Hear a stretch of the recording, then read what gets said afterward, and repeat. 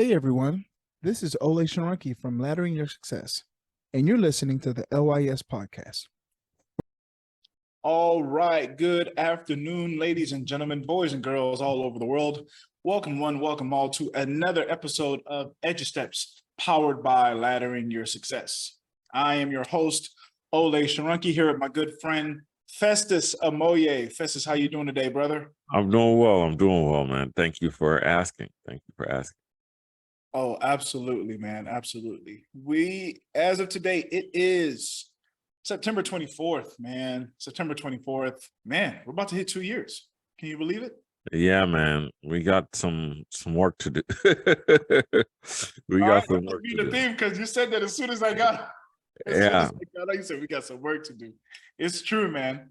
It's true, man. But it's one thing at a time, man. One thing at a time, and they're gonna eventually take care. We'll take care of everything that we need to take care of. 100%. Absolutely. So today's topic is going to be, how do I tell someone not to become a teacher? Not to become a teacher. How do I tell someone not to become a teacher? We're going to delve a little bit deeper into that and get into the heart of that. But what made me think about making that the topic for today was, I was thinking about something that the superintendent of our school said, I think the year before my last year I taught. He came to the school and he talked about a commencement speech that he did at the for the School of Education at a particular college. And he had noticed a pattern, right? He noticed that from the first time he came to do a commencement speech about 15 years ago, it was a nice, healthy size of graduates, right? And as the time went on, the classes were getting smaller and smaller in the School of Education. And he said, he's trying to understand or trying to figure out why these classes are getting smaller and smaller. And one of the things that he said is that we needed to be careful as educators, as teachers, as to how we portrayed or how we spoke about our job, our career, our calling as teachers. And one of the things I noticed, if you ever go to a school and you talk to teachers, teachers have this really unique thing of speaking in sounds. I've noticed it's almost like speaking to a church and a congregation. Like, yeah, a little bit like that, right? Where you say a point, you speak on a point that's very poignant, or that hits a very sore spot, a very passionate spot. With a lot of teachers, you'll hear a lot of mms and ahs, right?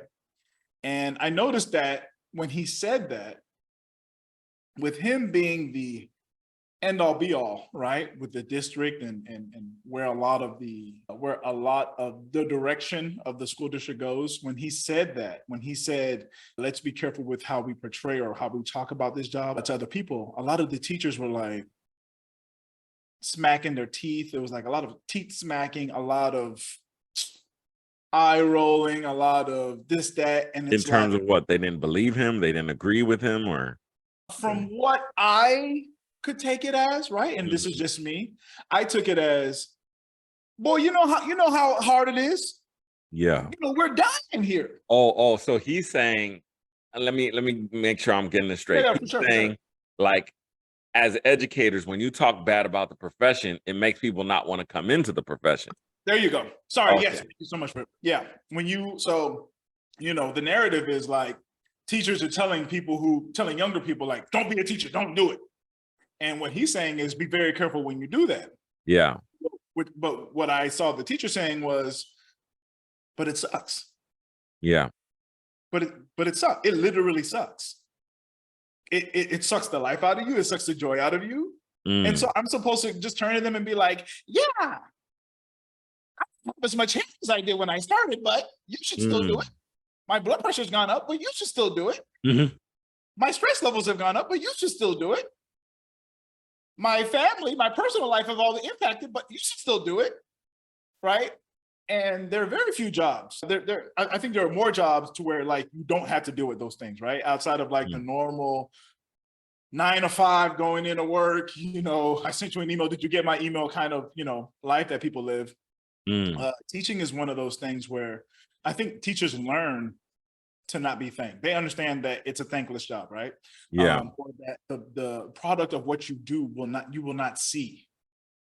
And it just really spoke to me when that happened. It was the first time that I really saw like, yo, do you not see like they're struggling right now? Like, there's not a lot of it's not it, there's just their needs, their basic needs, right? We talked about Maslow's hierarchy of needs. Basic needs aren't being addressed.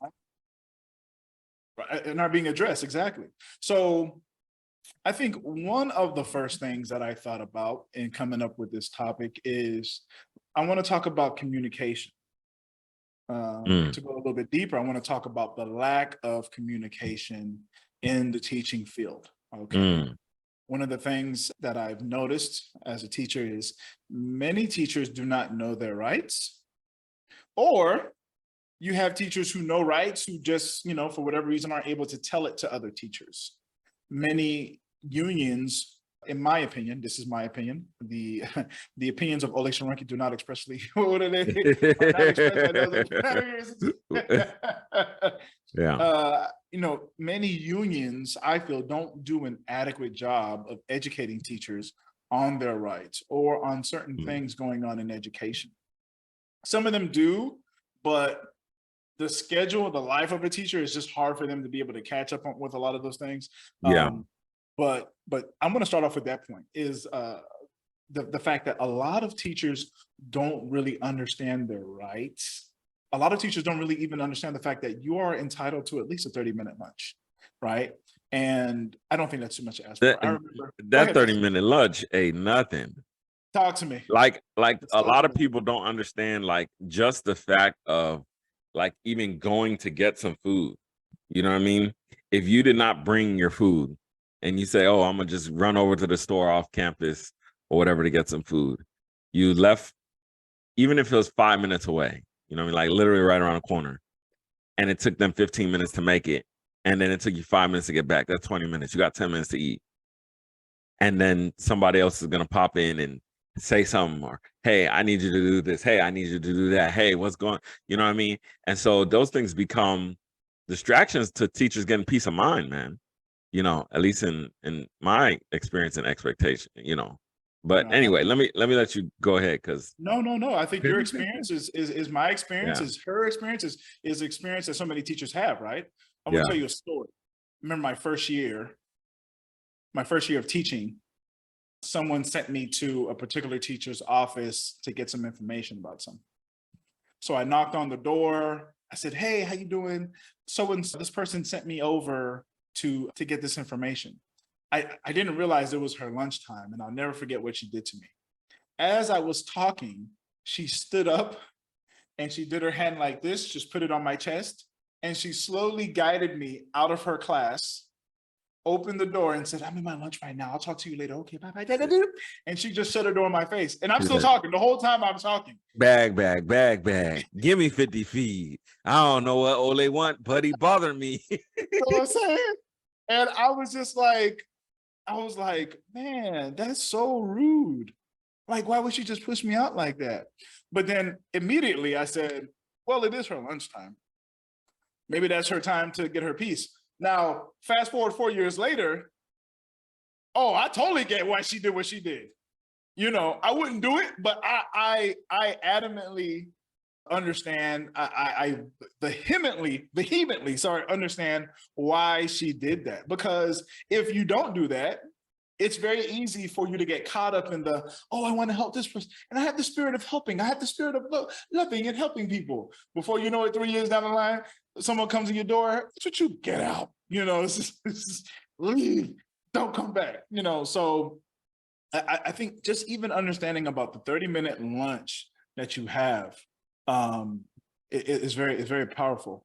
And I want to quickly go into how this this can be used against you. And this is something that I guess we can say today's going to be a lot of soapbox, but that's okay. This is one of those things that people who work in the schools, admin, other, people who work, that are just not in the classroom or overseeing what happens in the school. This is something that they do that really angers me, actually, when they say things like, if there's someone that needs to be watched or something that needs to happen here or here, and the teacher says, I need my 30-minute lunch, the response usually is, well, these are the things that we have to do in order to help the entire school. These are the things these things are the things that we look at when it's time for TIA or your assessment time or I can't think of the name right now, where you're being, where they rate you as a teacher, right? These are the things that we're looking into.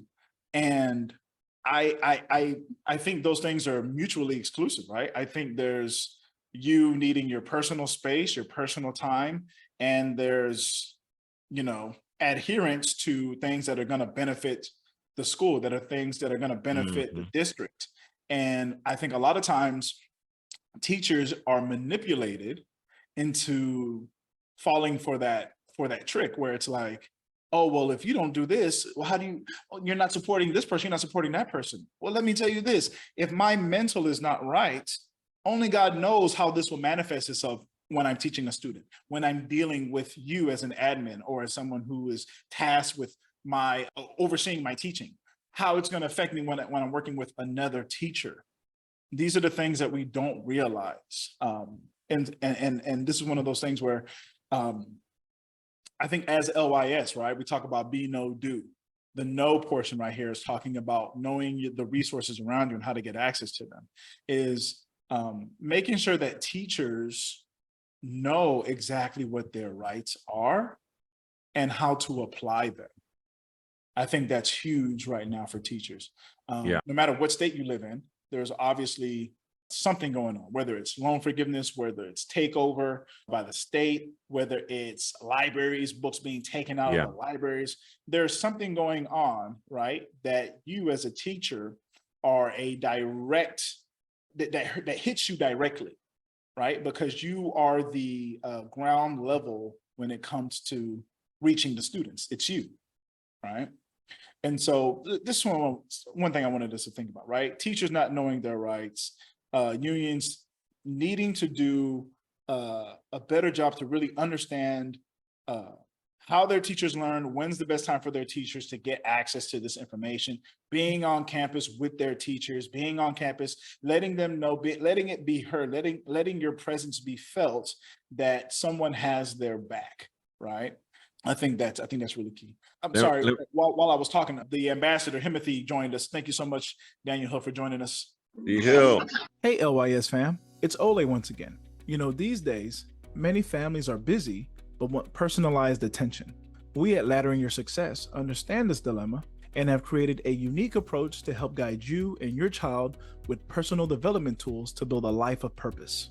This intimate approach is helpful for those parents that feel the need to have a focused heart-to-heart conversation deciding on the next steps after high school.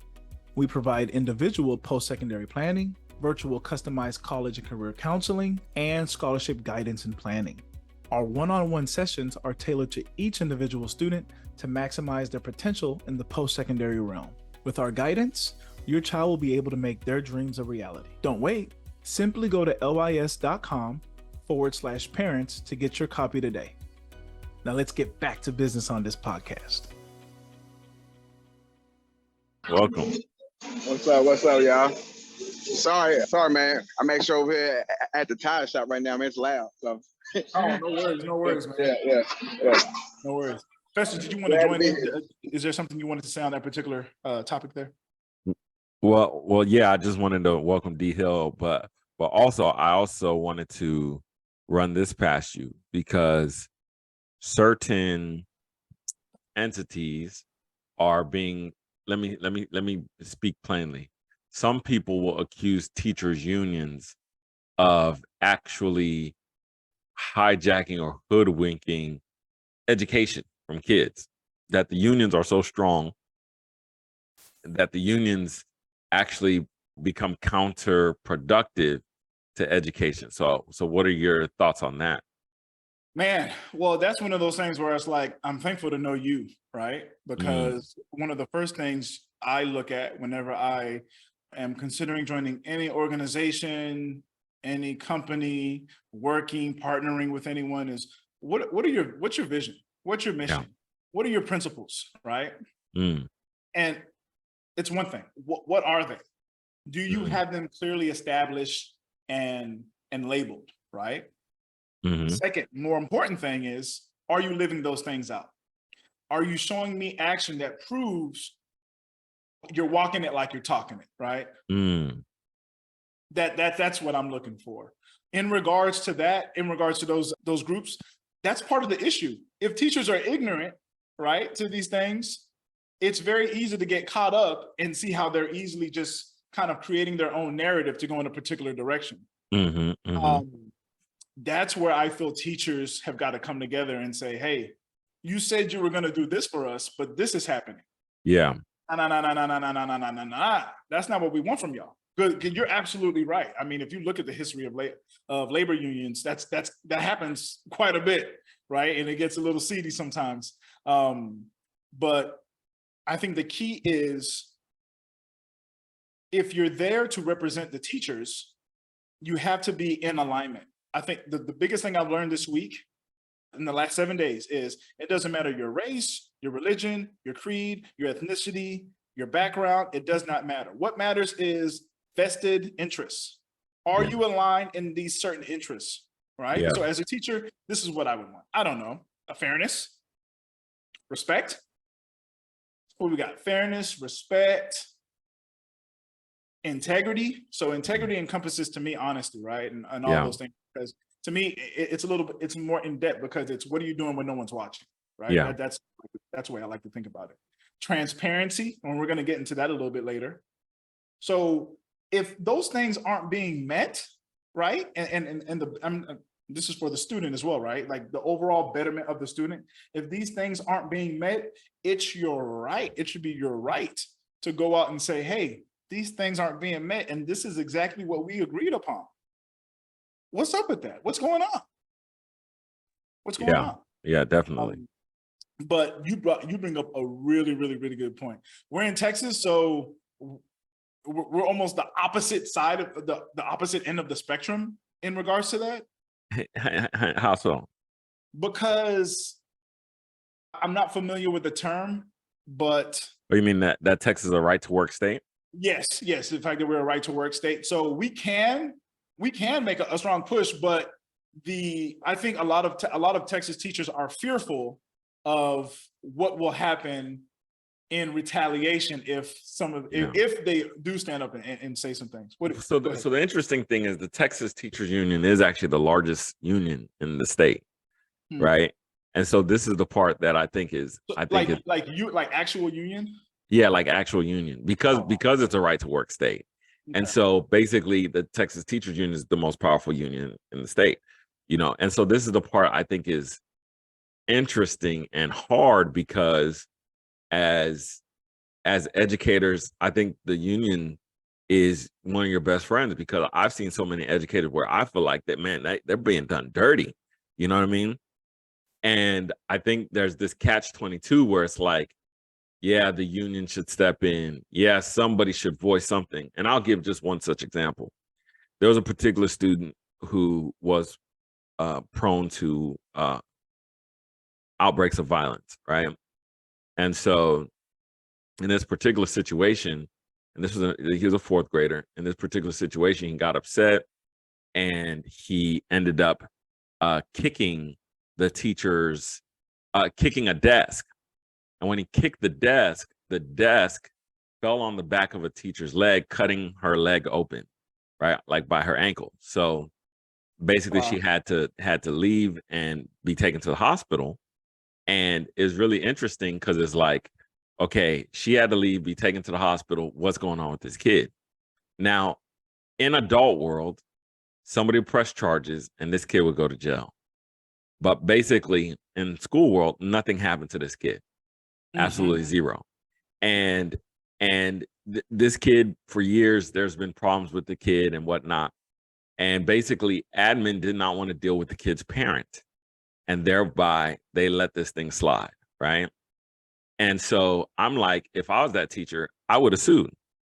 Or I would have been like, yo, I'm out, emotional distress. I need to take all my time off. You know what I mean? And it's sad because it's like, that's where I think the union should step in and do something, right? And Tori, we see you. Welcome to EduStep by Laddering Success. We're just going off on a topic real quick, and we'll get to you. But anyway, so to me, I don't have a clear answer on this at all. You know what I'm saying? I just wanted to hear your thoughts because you taught. I just work with trouble kids. You actually brought up a really good point that I forgot or that I didn't think about when you mentioned it. And that's the thing of like, teacher unions represent all teachers. So they represent your teachers who are out here like creating whole new curriculums for their classrooms that have the TikTok with like 65,000 followers, and they've created all these aligned programs for the classrooms, right? To the average teacher who's just coming in, loving their job, doing everything that they got to do, to the teacher who's got 2 years left and it's like, look, I ain't gonna bother y'all, y'all don't bother me, right? And so, and I really didn't think about that because I've seen it too. I've seen the teachers who come in and just say the most inappropriate things about the students. And I'm like, bro, why are you here? Yeah. I'm here for a paycheck. Yeah, like, no, it really brings me to the point. Y'all all gonna be on welfare for the rest of your lives. I got my degree, you don't. Yes, man, it's really brought me to the point sometimes to where I've been like, almost to the point of shaking, to just be like, bro, just go get a job anywhere else. Just go get a job anywhere else. Don't bring it of all places. Don't bring it to the school. I get it. You're 2 years in. You got 2 years left. Go work in class suspension, right? Or just go do something else, because there's a quote, and it's one of my favorite teaching quotes, and I'm paraphrasing, but it's basically saying something to the extent of the way these children see the world, the way these children will react to other people, the way these children create ideas about personhood and things, they're creating them right now in my class. So if you have this mindset of, I got 2 years left, look, it is what it is kind of thing, that's what you're putting on these kids. And the beautiful thing about kids is you're teaching them. They may not be at a certain level when it comes to academics, but when it comes to feeling and understanding people, I think it's at its highest when you're young, right? And as the world starts to impress itself on you, it starts to go down. Right? That's powerful. But let's go ahead and jump in. Tori, thank you so much for joining us this Sunday afternoon. We're so honored to have you on. Tell us a little bit about yourself and tell us what brings you on the call today. I'm on the Miami freeway, by the way. Watch out, whoa. This is something else. What is going on? My goodness, everything okay? Yeah, this is weird. You're muted, Tori. You're muted, Tori. I hope everything's okay. Yeah, this might not actually be a real listener. So, Tori? All right, we'll come back to Tori. Hey, you know what? That felt like a newscast. It really did. That felt like a newscast. It really did. That felt like a newscast. I really hope everything's okay, man. That was crazy. That was crazy. Yeah, man, I hope everything's okay, Tori. But yeah, I want to keep, because Festus, that was such a really good point, and thank you. I'm so thankful we got Festus. He's the Don when it comes to these things. He knows so much when it comes to education and what's going on in the grand scheme of things. But yeah, we talked about the unions, right? We talked about many teachers not knowing their rights. And we use lunch, right? It just doesn't have to do with lunch. It has to do with lunch. It has to do with students like the student who hit the desk and the desk ended up cutting that teacher's leg, and the example that Festus gave. How do you get rid of, and I don't mean to say like they're roaches or anything, how do you get rid of them annoying kids moving all over the place? But there are some kids that, unfortunately, for a certain time, it's just not connecting. The connection just isn't there. And that's okay. Like, there's this thing that we feel like, well, oh, I have to be able to reach every kid. No, you don't. You don't have to be able to reach every kid. You don't have to be able to reach every. You not being able to reach a kid. I get it. As teachers, if you got the call, it can keep you up at night. But someone told me this, and I've heard it several times. Teachers, you can't reach them all. You can't reach them all, and you're not gonna reach them all. And if 100%. You do reach them, you may not even find out that you reached them, right? That you got to them. I had this dream. I think it was this morning. I had this dream where I was in the room with all of my teachers from pre-K to college, and I was just giving them hugs and thanking them, right? Particulars like, you taught me this, thank you. You taught me how to do this and do this, thank you. And my thing is, these teachers, if you like most teachers, like older teachers, they've taught for like 20, 30 years. They don't know you. They don't remember you. Right? Like, I think so. I had 85 kids that look exactly like you in my brain. I don't really remember you, but yeah, I'm so thankful that I was able to help you. But that's the thing. They give, and they give so freely. They're not able to see, right, the bloom of the flower of the plant that they seeded so long ago. They're not able to see that. So just that thing to keep in mind, right? But yeah, Festus, teachers have a right to be able to boot out a kid who's caused a lot of issues in their class. You're entitled to a 30-minute lunch. Jury duty, right? What else can I think of? Hey, LYS fam, it's Olay. If there's one thing I love, it's something free. I'm talking free 99, un gratis. No shipping or handling fees, no gotcha fees, nothing like that. With that being said, if you're graduating soon or thinking about college or need a nudge or help to decide, then our free ebook, 10 Things to Think About Before Going to College, has a very balanced and open-minded way of presenting your next steps. It captures broad topics in a personal way by giving students an insightful, interactive, and reflective source of inspiration. It is very beneficial to be able to visualize some of the concepts after high school and apply them directly to you. We all know life, college, and career planning decision-making choices for students can be challenging, especially as they near the completion of high school. This book will provide you with a self-paced guide to your success beyond academics and into real life. Not only is it free, you can complete this book within a week. This will definitely prepare you for long-term success. To get your free copy, simply go to lys.com/students. I mentioned it was free, right? Well, if I didn't, it's free. Like, for real. Okay, back to the podcast. When it comes to testing certain things with your classroom, there are certain things that you're entitled to that many teachers just don't know. And I used to see teachers doing things, and I'd be like, how do you do that? How do you know? I was like, you didn't know we can do this, right? And then there's a whole issue where you know your rights, and then admin kind of has their way of wanting to do things, and how that can cause a whole nother kerfuffle, if you will, right? All right, so let's go to the next topic that I wanted to talk about here. Unless you wanted to drop in something, Festus. No, I think that's so true, and just it's one of those things where I think veteran teachers can help younger, newer teachers learn the ropes and learn how to balance, self-care with class care, classroom management, those different types of things. Dude, I mean, I can't tell you, all the veteran teachers my first 2 years would knock on my door and say, Shorunke, go home. It's 6:30. You remember? I mean, what you doing, man? I remember I'd be a Panera Bread. They knew me back at Panera Bread. I used to be a Panera Bread till like 8:30 at night, just eating sandwiches and grading papers and stuff. But they would be like, go home. And I'm a stubborn person. It took about 4 or 5 years. But by year 3, year 4, I was like, man, whatever. It's gonna get done when it gets done. If it doesn't get done, okay, that's fine, right? But the next thing I wanted to talk about is the belittlement of teachers. The belittlement of teachers.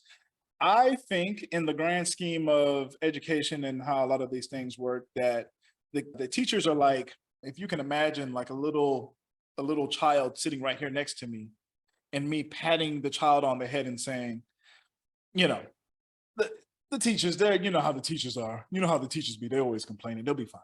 Just leave them on the side and you know, they'll stop, you know, complaining in a little bit. So teachers, in my opinion, they're seen as children. They're seen as children themselves. Let's not tell them too much. We don't want them getting out of hand. Yeah. We don't want to tell the children too much. They'll, you know, could you imagine if we told that to the teachers? They'll raise all this heck about everything going on with the students, you know, with the education system. And so what I thought about when I thought of that was, the thing that makes teachers so amazing is teachers are able to take practical situations happening in the world and create a vision of something that helps you understand a particular topic or subject that you're learning in class, right? And it may not be something that you're learning in class. It could just be something in life in general. And a great teacher knows how to motivate you to kind of go against the grain.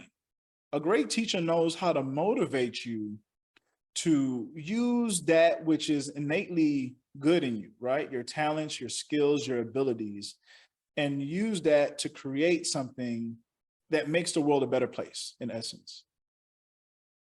And I think that is part of the reason why a lot of teachers kind of get the little brother treatment, right?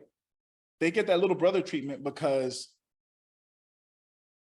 we can't have teachers telling these students these things.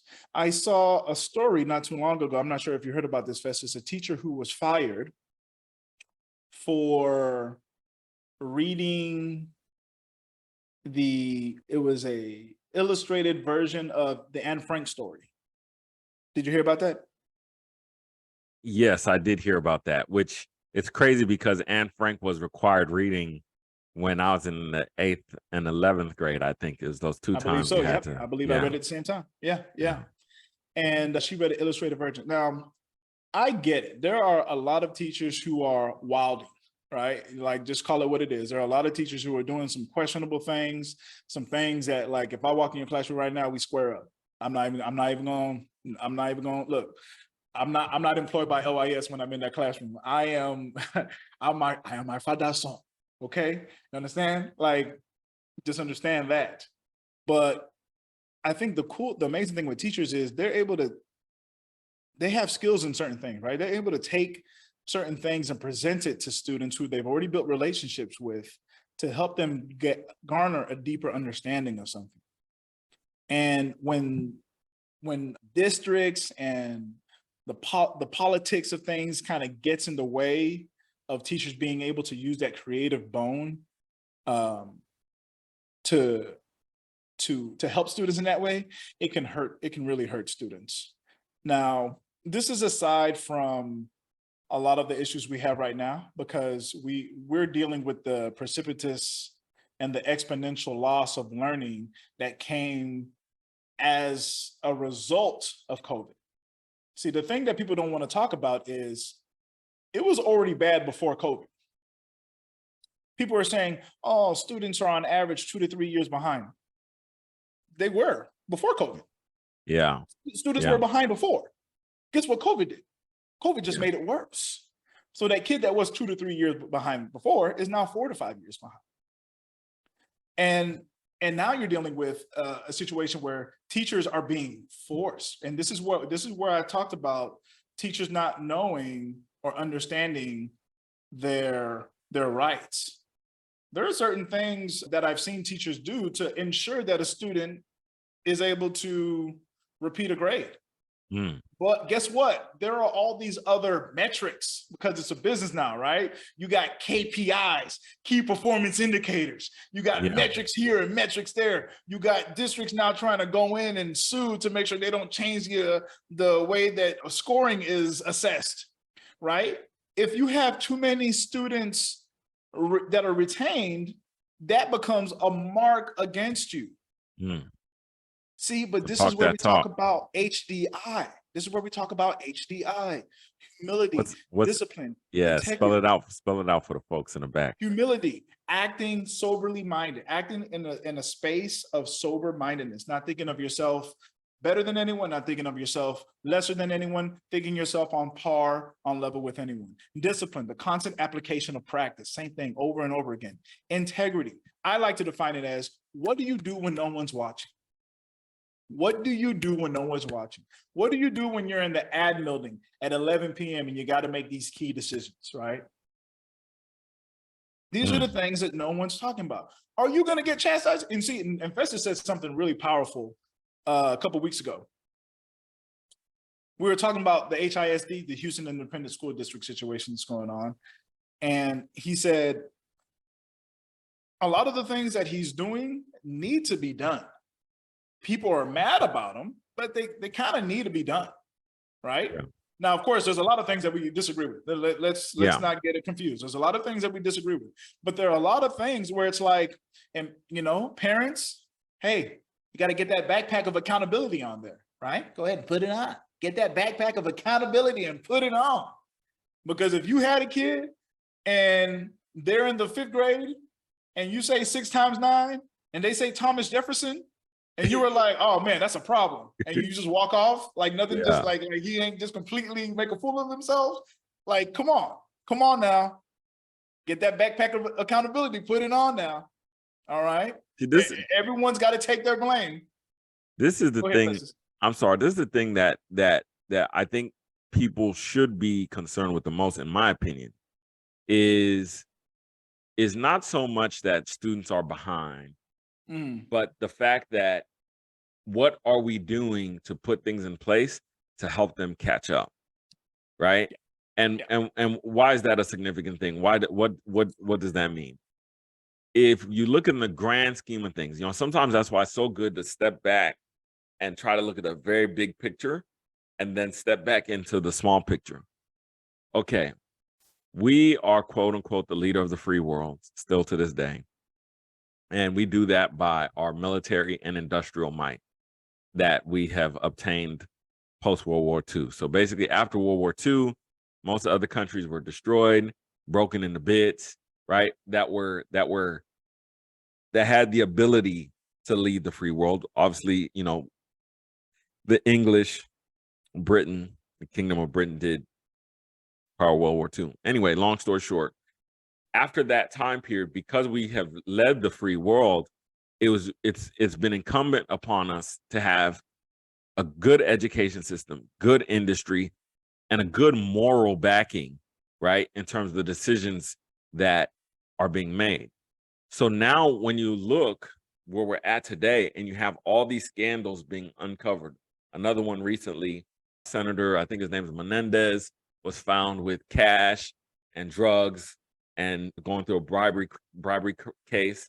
This current impeachment that, to me, when you look at scandals of scandals, it's like, I think this one's a top one in terms of, drugs, selling things. And now we have this kind of war that is technically leading into World War III.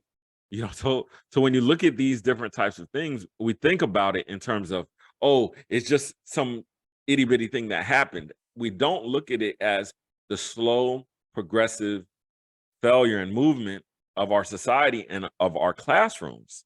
Yeah. Right? Because the thing is, you have to look at the whole cohort.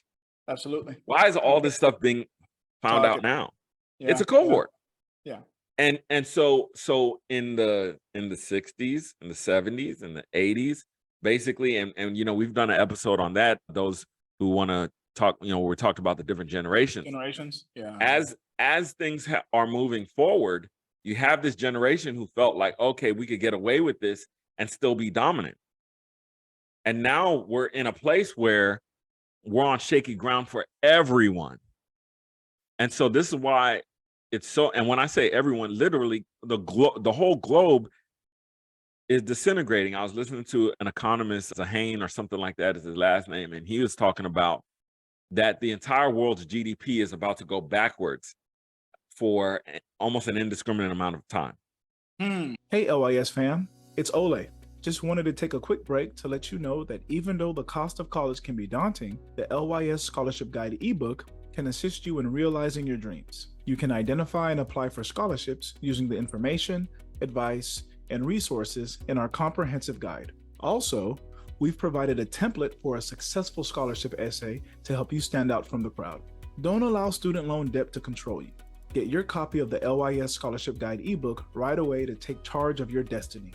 Simply go to lys.com/parents to get your copy today. Now let's get back to that fire conversation.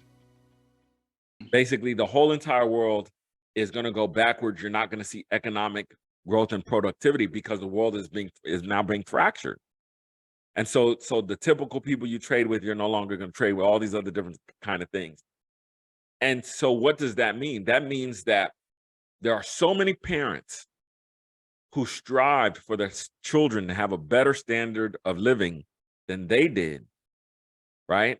But because of this cohort problem that is directly linked to our moral, our educational, and our industrial complexes, all your hard work gets thrown in the trash. And so often we don't think about, well, what does my kid's education have to do with the kid next to him? What does this person, 8, states away, their education have to do with my kid's education? Well, the reality is that kid's going to grow up and be somebody's doctor, be somebody's lawyer, be somebody's senator, be somebody's homeless person, right? So all of these different things, and we think we could just isolate ourselves away from these problems. Talk about it. Yes, sir. And what does this have to do with being a good or bad teacher? It has everything to do with it, because the good teachers encourage us to give our best despite the circumstances. There's a lot of kids out there who think, oh, I can't make it because I'm growing up, in this neighborhood or in that neighborhood. Yeah. And a lot of good teachers can inspire the hope and the inspiration and the aspiration that students need to move forward. And so, it's kind of just like you said, you had that dream of, what each and every teacher taught you. And it's kind of like they're putting their piece of the puzzle together, where it's like, okay, I might not be able to reach you now, but I'm going to drop something that maybe somebody could reach you later. You know what I mean? Yeah. And so to me, that's kind of the way that it's not even so much that I want it to work or we want it to work. It's the way it actually works. Some sow, some water, but God gets the glory from it all. Right. And so that's the thing. Is that sometimes as an educator, it is not for you to reach that student right now, but maybe it's just for you to keep watering or nurturing whatever's been in there. And it's like, look, man, I might not be able to get that breakthrough, but somebody will one day, hopefully. And I'm just going to do my best now that I'm going to keep up the watering or the nurturing process. And again, I think it's critical to get those educators the support that they need so that way they're not leaving the classroom. I mean, think about it right now, across the United States, you have people who've never stepped foot into a collegiate education classroom. Some of these people have not even stepped foot into an alternative certification classroom who are teaching currently. Think about this. It's one thing to me if you're bringing in a subject matter expert and they're just going to come in and they're going to talk about, karate, or they're going to talk about this thing that they're really good at. But no, we're at a point now that we are taking people off the streets and saying, get in that classroom, make the world a better place. Come on now. Make it a better place. for you and for me and the entire human race. There. Oh, I'm man. telling you, man. They should just play that before they let them in. It really should. I'm telling you, man. It really And to should. just like, I love how you said it. Get on in there and teach the future. Do it. Crazy. How much y'all Crazy. paying? How much y'all paying? Well, You know what I mean? I'll go.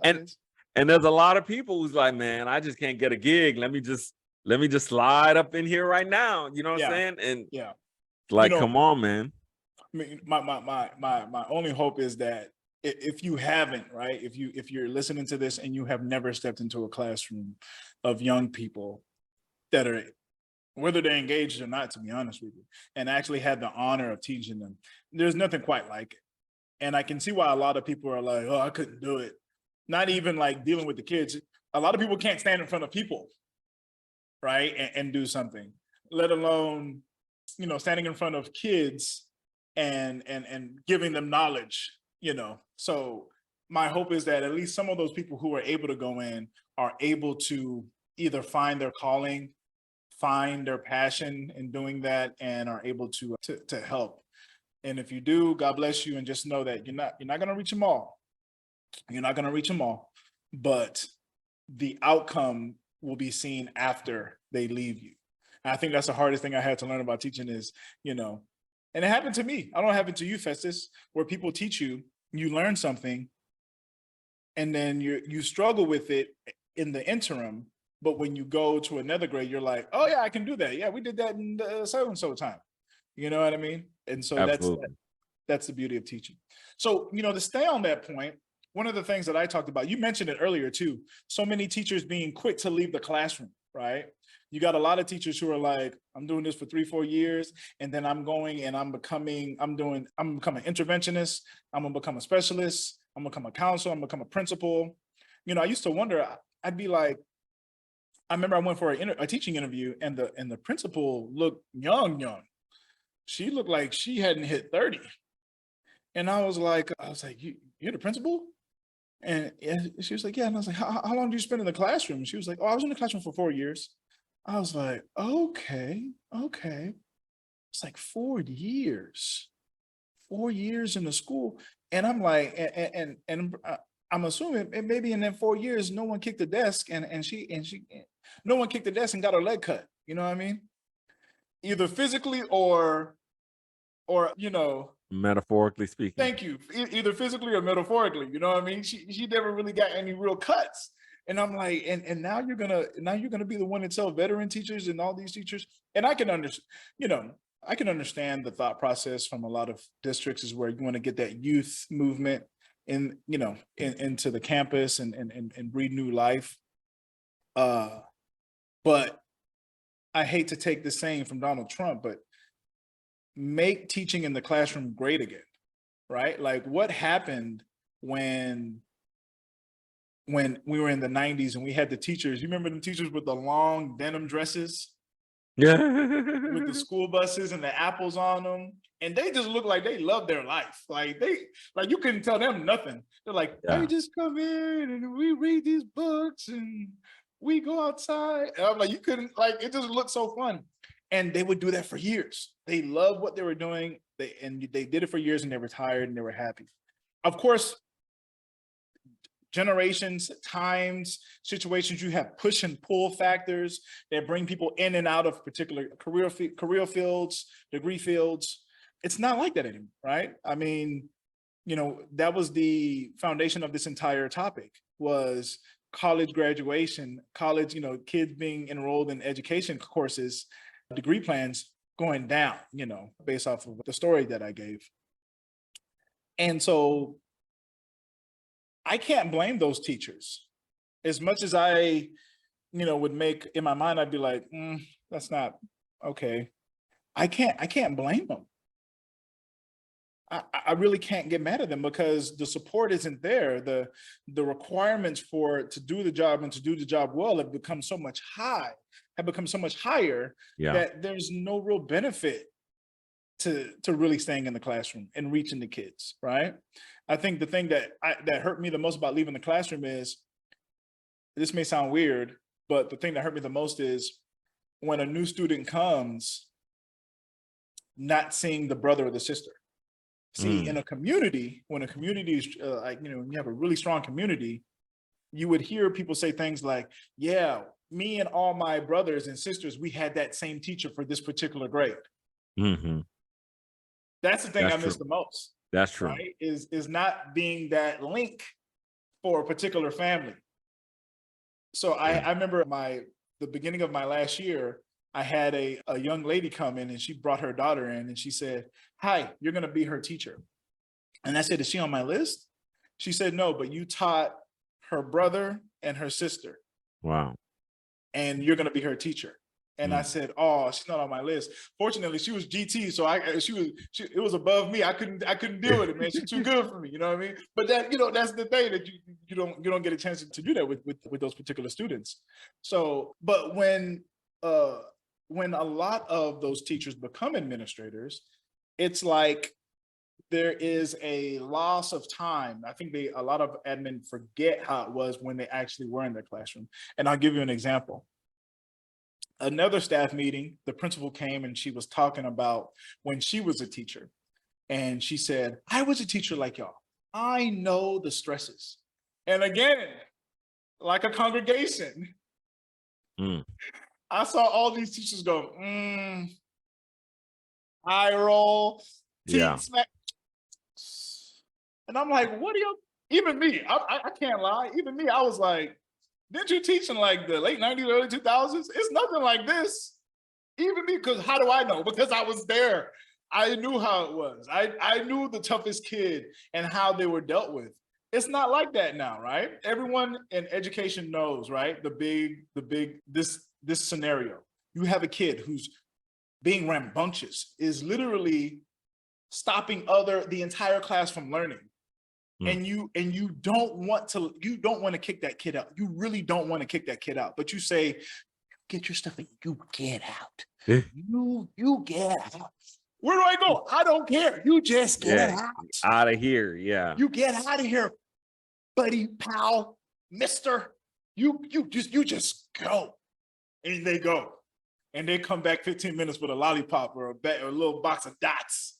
You know what I mean? Or some Red Hots. You know what I mean? Or some crackers, gummy bears in a juice box.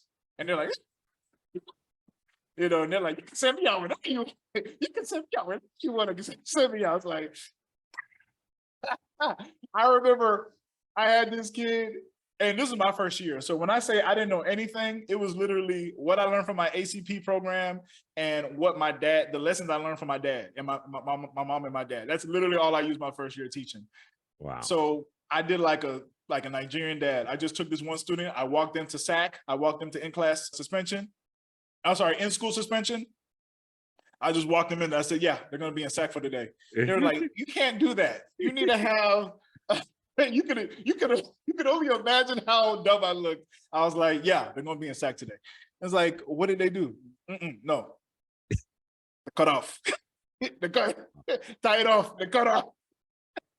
They were like, Mr. Shorunke, you need to write a referral. That referral needs to come to me as an AP. I need to sign off on it, and I need to make this. I was like, yeah, we'll do that later. Just let them sit down, let them pray. Whatever they do, they're here for now. They don't need to be in my class. They're like, no, they got to go back. So I sent that student to another. I was like, look, you're going to be in this class today. Just sit down. Don't bother nobody. Just leave them alone. But that's the difference. And there's this huge disconnect, right? And this is the last thing I want to get into before we end. In regards to this huge disconnect, there is a huge lack of transparency. Yeah. Man, there's a huge lack of transparency. At what cost? Well, how much will it really hurt for you to truly be transparent and let your teachers know exactly what's going on in the grand scheme of education?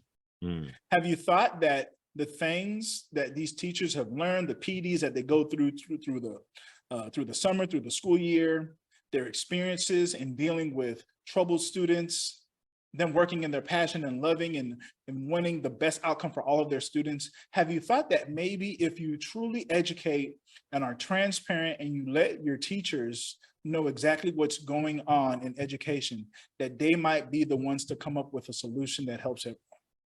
Have you ever thought about that? Right? Yeah. Have you ever thought about that? That's the thing that's like, when you find the thing that keeps you up at night, right? That's the thing that's always gonna keep on your mind. But where do teachers stay? Teachers will continue to stay on that little junior level where they just get patted on the head and they say, we won't tell the teachers. We don't want to get them all riled up. Well, maybe it's time for a little bit of riling. Maybe it's time for a little bit of riling, right? Go ahead, Festus. And I was gonna say to that, what happens when there is a obvious elephant in the room and a person just does not address the elephant. What has a tendency to happen is, one, if there's a group of people, elephants in the room, everybody can see the elephant. The person who's in charge to address the elephant, that's your job. People don't see you address the elephant. What they'll then do is they'll say, this person is not believable. You lose trustworthiness, you lose face with those people who you're supposed to lead when you don't address the elephant in the room. Yeah. So then once you lose face with those people, it's very hard to regain it. It's very hard to get it back because they're thinking, why would I trust you with anything when you're not even trustworthy enough to address the obvious? You see what I'm saying? Not even to address the things that's like, oh yeah, that's a little detail that is important and major and nobody else would have figured it out. But the very obvious thing, you're not willing to address it. And so those are things that as leaders, you just have to address head on. And so as who? As leaders, and that's as who, Festus? And that's the thing. It's really tragic because now we're to a point where, again, just most educators are fed up. They're sick. They don't want to. Sick and tired of being sick and tired. Yeah, they don't want to move forward in education. Not so much because education's a bad thing or whatnot. It's because they lack trust. Talk about it. And so, I'll close with that. You said something very powerful there, where there's a lack of trustworthiness, right? And so the people give up. And we talked about integrity, right? And so the way we work as humans, right, especially people who are vested in something they're passionate about, this is what they say. When it comes in terms of integrity, if you're not going to do the right thing when I can see you, only God knows what you're doing when I can't see. Yeah. That's how you end a call. That's how you end a call. Give him the call, Festus. Let's wrap it up. Listen. There are legitimate excuses for not going to college. There's no legitimate excuse for not getting an education. Thanks so much for listening to this episode of Edgy Steps powered by Laddering Your Success, and we will see you on the next episode. Oh, you still there? Well, thank you so much for listening to the LYS Podcast.